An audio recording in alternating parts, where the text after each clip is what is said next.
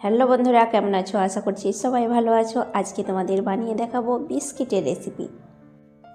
বাজার থেকে বেশি দাম দিয়ে বাচ্চাদেরকে বিস্কিট না কিনে দিয়ে ঘরেই তোমরা তৈরি করে নিতে পারবে খুব সহজে, খুব অল্প উপকরণ দিয়ে এই মজার বিস্কিটগুলো।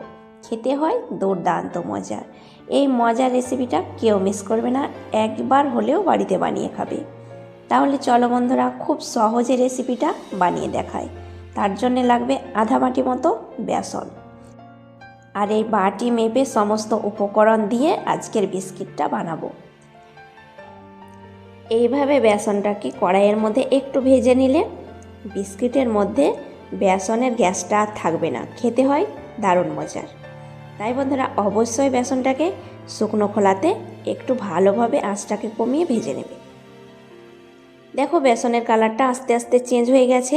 আর এই রকম যখন কালারটা চেঞ্জ হয়ে যাবে একটু, সেই সময় আমি কড়াইটাকে নামিয়ে নেব আর বেসনটাকে একটু ঠান্ডা করে নেব। কড়াইটাকে নামিয়ে নিচ্ছি। এবার একটা বড়সড় পাত্র নিয়েছি, তার মধ্যে দিয়ে দিচ্ছি গমের আটা। 1 বাটি পরিমাণে আমি গমের আটা নিয়েছি। আর এই বাটি মেপে সমস্ত উপকরণ অ্যাড করব। দিয়ে দিচ্ছি আধা বাটি পরিমাণে বেসন ভাজা। বেসনটাকে আমি একটু ঠান্ডা করে নিয়েছি, তারপর দিয়ে দিচ্ছি। এবার ওই একই বাটি মেপে দিচ্ছি চিনি।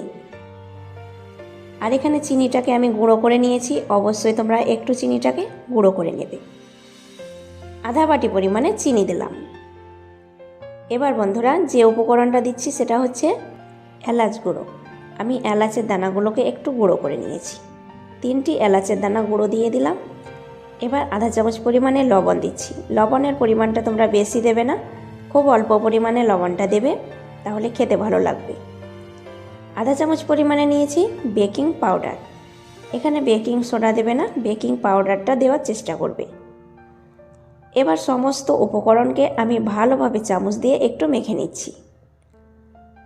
আর বন্ধুরা, এইভাবে তোমরা বিস্কুটটা উপকরণগুলো ঠিকঠাক রেখে বানালে পারফেক্ট বিস্কুটটা বানিয়ে নিতে পারবে। আর খেতে দারুণ মজার হবে, একদম মনে হবে দোকান থেকে বিস্কুটটা কিনে নিয়ে এসেছো। এবার আমি আধা বাটি পরিমাণে তেল নিয়েছি। আর এই সাদা তেল দিয়ে ডোটা বানিয়ে নেব, কিন্তু একসঙ্গে তেলটা ঢেলে দেবে না, অল্প অল্প করে তেল দেবে আর হাত দিয়ে ভালোভাবে একটু ঘষে ঘষে মেখে নেবে। যেভাবে আমরা রুটি পরোটার ডো করে থাকি সেইভাবে তোমরা ডোটা বানিয়ে নেবে। আর কতটা ঘনত্বে বানাচ্ছি তোমরা দেখতে পাবে, কিন্তু অবশ্যই তেলটাকে একসঙ্গে দেবে না, অল্প অল্প করে তেল দিয়ে মাখাতে থাকবে। এখানে আমি কোনো রকম জল ব্যবহার করব না, তেল দিয়েই ডোটা বানিয়ে নেব। এবার বন্ধুরা, তোমরা কেউ সর্ষের তেল দিয়ে বানাতে যাবে না, সাদা তেল দিয়ে বানিয়ে নেবে। সর্ষের তেল দিয়ে ডোটা বানালে কিন্তু বিস্কিটগুলো তৈরি হবে না, ভেঙে যাবে। তাই চেষ্টা করবে সাদা তেল দিয়ে ডোটা বানিয়ে নেওয়ার। বেশ কিছুক্ষণ আমি ভালোভাবে একটু সময় নিয়ে মথে নিচ্ছি। আর যত বেশি মথানো যাবে বিস্কিটগুলো ততটাই চিকন হবে। প্রায় 3 থেকে 4 মিনিট মথে নিলাম। তারপরে খুব সুন্দর একটা ডো রেডি হয়ে গেল। তোমাদেরকে এবার ডোটার ঘনত্বটা দেখাচ্ছি। এই রকম নরম করে ডোটা বানিয়ে নেবে। এরপরে যে থালার মধ্যে আমি ব্রেক করে নেব বিস্কুটগুলো, সেই থালাটা রেডি করে নিচ্ছি। থালার মধ্যে 2-4 ফোঁটা সাদা তেল ভালোভাবে ব্রাশ করে নিলাম। এবার থালার মধ্যে বাটার পেপারগুলো বসিয়ে দিচ্ছি। বাটার পেপারের চারি সাইডটাকে একটু কাঁচি দিয়ে কেটে নিয়েছি। তারপরে হাত দিয়ে চেপে চেপে লাগিয়ে দিতে হবে। তেল দেওয়ার কারণ হচ্ছে বাটার পেপারটা যেন ভালোভাবে লেগে যায়। রেডি হয়ে গেল থালাটা। এবার বিস্কিটগুলো বানিয়ে নিচ্ছি।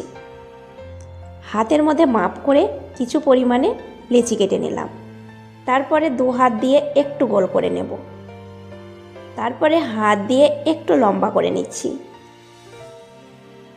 এবার বন্ধুরা, কেউ তোমরা গোল করে বিস্কিটগুলো বানাতে চাইলে গোল গোল বানিয়ে নিতে পারো, কিন্তু আমি একটু চারকোনা শেপে বিস্কিটটা বানাবো, তাই একটু চারকোনা করে নিচ্ছি। দেখো বেশ চারকোনা হয়ে গেছে। এবার আমি একটা চাকু নিয়েছি, চাকুটার পেছন সাইড দিয়ে একটু দাগ কেটে নিচ্ছি, চাপ দিয়ে দাগটা কেটে নিচ্ছি।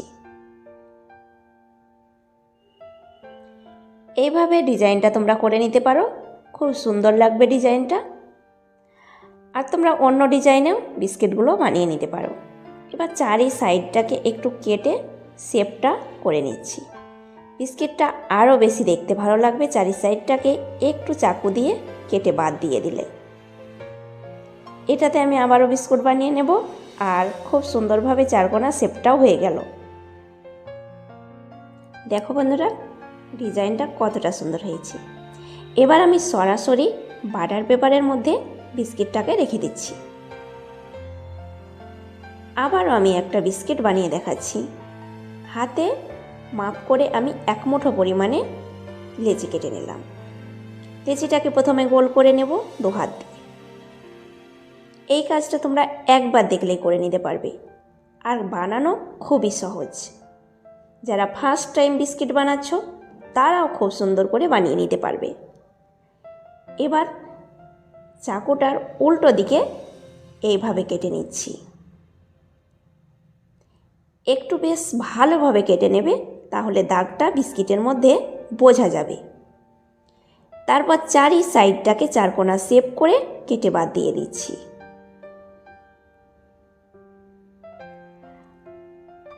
খুব সুন্দর একটা শেপ চলে এলো। আর এইভাবে বন্ধুরা তোমরা অবশ্যই বিস্কিটটা বানিয়ে নেবে। আমার ভিডিওটা ভালো লেগে থাকলে লাইক, কমেন্ট আর বন্ধুদের কাছে বেশি বেশি করে শেয়ার করবে। এখনও পর্যন্ত যেসব বন্ধুরা সাবস্ক্রাইব করনি অবশ্যই চ্যানেলটাকে সাবস্ক্রাইব করে নেবে। এবার আমি কিছু পরিমাণে গরুর দুধ ভালোভাবে টিস্যু পেপারের সাহায্যে লাগিয়ে নিলাম, আর ওপরে ছড়িয়ে দিচ্ছি চিনি গুঁড়ো।